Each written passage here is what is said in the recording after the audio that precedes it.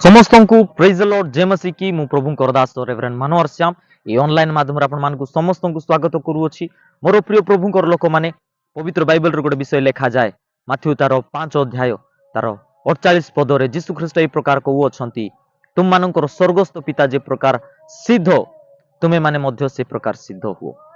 मोर प्रिय प्रभु लोक मैंने आज कौन आम सिद्ध कि आज आम जीशुकर परी हेबा पड़ो आम मानकर स्वर्गस्थ पिता जे प्रकार सिद्ध आमे माने से प्रकार सिद्ध हेबा पड़ो।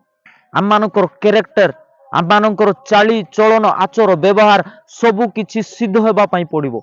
आमर परिवार रे आमे सिद्ध हेबा पड़ो। आमर समाज रे आमर सोसाइटी रे आमे सिद्ध हेबा पड़ो कहीं आम मानकर स्वर्गस्थ पिता जे प्रकार सिद्ध आमे माने से प्रकार सिद्ध हेबा पड़ो। मोर प्रिय प्रभुकर लोक मैंने गोटे छोट पुओ बा झियो तार मनरे गोटे विषय भावे जे मु बड़ हेले मु मोर बापा परी हेबी मु मोर मां परी हेबी। मोर प्रिय माने से प्रकार जीशु ख्रीष्ट तांकर प्रतिमूर्ति रे से आम मानकु निर्माण करी अछंती। इवेन आम मानकर स्वर्गस्थ पिता आम मानकर ओरिजिनल पिता आम मानकर बापा जे स्वर्ग रे अछंती से चाहू अछंती जे मोर पुओ आउ झियो माने मो परी हुंतु मो परी सिद्ध हुंतु। मोर प्रिय प्रभुकर लोक माने आपण प्रभु जीशु ख्रीष्टंकर प्रतिमूर्ति ने निर्मित होई अछंती। ईश्वर आपण मानकु तांकर प्रतिमूर्ति ने निर्माण करी अछंती आ आपण मानकु आपणकर स्वर्गस्थ पिता प्रभु जीशु ख्रीष्टंक परी सिद्ध हेबा पई पड़िबो पवित्र हेबा पई पड़िबो। मोर प्रिय माने बाइबल रे फिलिपियो रे लिखा जाए जे जीशु ख्रीष्टंकर मन जे प्रकार थिला आम मानकर मन मध्य से प्रकार हेबा दरकार। जीशु ख्रीष्टंकर मन केउ प्रकार थिला? पवित्र मन थिला, धार्मिक मन थिला, सिद्ध मन थिला। आज आम मानकर मन मध्य जीशु ख्रीष्टंकर मन परी हेबा दरकार। आम मानकर मन मध्य पवित्र हेबा दरकार। आम मानकर अंतःकरण मध्य पवित्र हेबा दरकार। मोर प्रिय प्रभुकर लोक माने आज आपण मानकु गोटे विषय कहबा पई चाहे आम माने सिद्ध हेबा जेमिति आम मानकर स्वर्गस्थ पिता सिद्ध अटंती।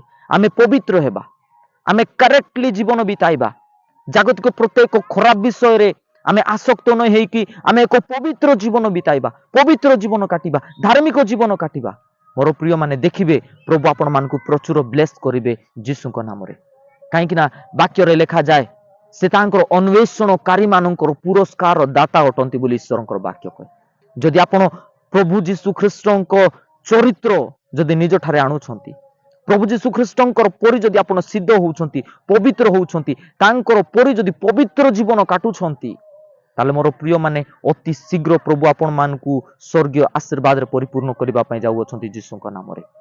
से पुरस्कार दाता परमेश्वर अटंती आउ से आपण मानकु पुरस्कार देबे। से जीशु ख्रीष्ट आपण मानकु पुरस्कार देबे जेतेबेले आपण निजर कैरेक्टर द्वारा निजर सिद्धता द्वारा प्रभु को संतुष्ट करिवे। मोर प्रिय प्रभुकर लोक माने मु आज आपण मानकु गोटे विषय कहबा पई चाहे आम मानकर पिता आम मानकर स्वर्गस्थ पिता प्रभु जीशु ख्रीष्ट जे प्रकार सिद्ध आम माने मध्य से प्रकार सिद्ध होइक जीवन बिताइबा प्रभु आपण मानकु आशीर्वाद करिवे। ए वाक्य द्वारा प्रभु आपण मानकु समस्त को आशीर्वाद करंतु आ जेते लोक माने मोर वीडियो को देखु अछंती प्रभु आपण मानकु समस्त को प्रचुर भाबरे आशीर्वाद करंतु। God bless you. आमेन।